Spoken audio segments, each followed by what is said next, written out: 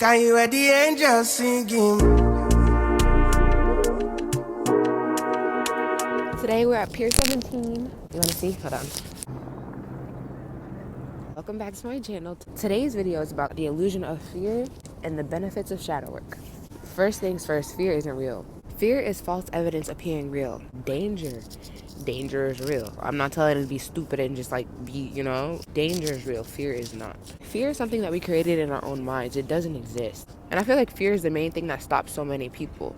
Fear of failure, fear of success. Literally, you just imagining the worst case scenario and it not even happening. You're just living it out because you decided to. Your mind's tricking you into thinking that it's real and it literally has not come to pass. And that's the best way I can explain it. Fear literally influences self-doubt and like not being confident. That's what it fuels into you. And you might not like me for this one, but fear is what causes self-sabotage. Cut the cameras. It's literally what causes self-sabotage. You're self-sabotaging because you fear that you don't deserve the success, you don't deserve happiness, you don't deserve... It goes on. I mean, it's good to think of all scenarios that could happen, but if it didn't happen yet, then why are you living out the worst case scenario? It doesn't make sense. I feel like that's also a main factor in how countries run their governments. They instill fear into people's hearts. You know what I mean? Like, it's not a good tactic, but it works because if you can convince somebody to fear you or fear an idea, they're going to go by it for the rest of their lives. If you planted that seed and they believed it and they fear it, they're going to live by it. You basically own them. You control them because you're controlling them with the idea of fear. That's why it's better to be respected than feared. I hope this is all making sense. This is why shadow work is so important, because you have to heal those parts that you hide, because then people can play on that fear. If you don't know the things that you fear or like hide away from, people can play on that fear and use it to their advantage, which you do not want. Nobody want. Well, they probably want it, but we don't do that here. Literally, like, turn your pain into power. You have to face the things that you feared, face the things that scared you, and realize, like, oh, I've made these things up in my head to protect myself because something in the past probably happened that you've gone through and you don't want to relive them, or grew that fear in you, or grew that ideology that you have to be afraid or scared of certain things when that's not your present. You know what I mean? Fear is like the brain's way of trying to protect you, but it's blocking you at the same time because it's going off of past experiences that no longer exist in the now. It's important to go into what you fear or what you're afraid of and figure out why you actually fear it, why you're actually afraid of it, because 10 times out of 10 it's something that happened in the past that you just didn't heal from or didn't face head on. I'm just saying. Now, shadow work can look like journaling. It can look like different prompts that you answer every day. Prime example, I'm gonna give you a shadow work prompt to do this week. What's something that you fear, and when did you first notice that you started to fear it? When did you first experience it? That's a good shadow work prompt. I'm gonna do that myself.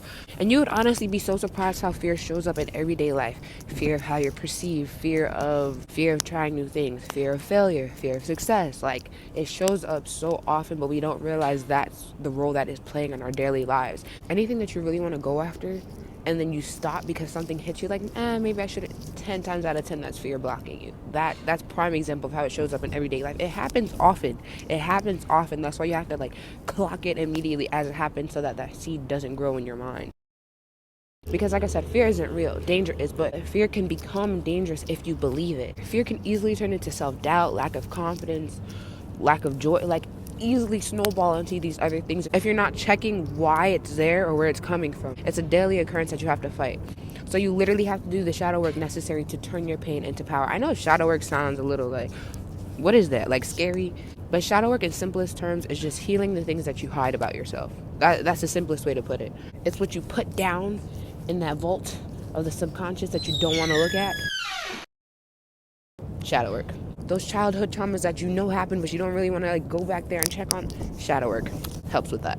And shadow work is for you. You don't have to share this with anybody else. You don't even have to show anybody else. Like, literally the method that I like the most is if I'm doing like a really deep shadow work and I don't even want that paper in existence anymore, because I like to like write them down. If I don't want that paper in existence anymore, after I'm done doing the shadow work prompt, I burn it. Let it burn. Your house is on fire. Let it burn! All right. I literally burn it, and it's like the best form of release because you're letting go of that idea that you held on for so long. You're getting it out on paper. You're physically getting it out on paper, and then you're burning it, releasing it to the universe. Like, transmute that energy. That's one way you can transmute the energy. I'm not gonna lie to you and sell you a dream saying that this is something that you can just magically like fix overnight, because it's not. It takes work. It takes practice. You know what I mean? Like, it's something that's been instilled in you since birth, to fear certain things, to fear certain ideologies or like habits. You know what I mean? But you're worth the time that it takes to heal that fear that's been planted inside of your mind. Is it worth it? Oh yeah, it's worth it. If you're strong enough.